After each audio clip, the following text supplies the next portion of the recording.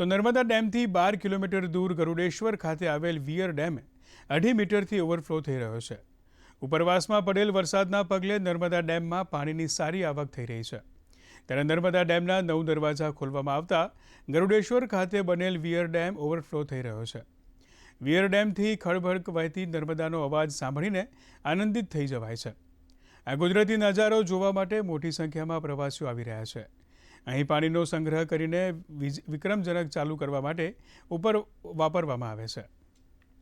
અમે અહીંયા સરદાર સરોવરના વિઝિટ માટે આવ્યા હતા અને અમે ગરુડેશ્વરનું આ આહલાદક દ્રશ્ય જોઈને બહુ ખુશી થઈ કે પાણીનો જે ફ્લો છે એ જોઈને અમને બહુ જ આનંદ થયો। મતલબ આહલાદક દ્રશ્ય લાગ્યું આ, અને અહીંની હરિયાળી જોઈને તો ઓર ખુશી થાય છે।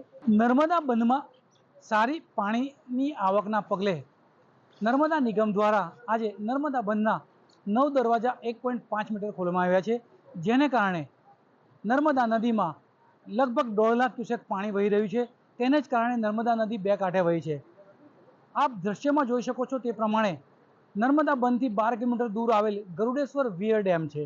આ વિયર ડેમ પણ ઓવરફ્લો થયો છે અને તેને કારણે આહલાદક દ્રશ્યો પણ સર્જાયા છે। જયેશ દોશી, દૂરદર્શન સમાચાર, નર્મદા।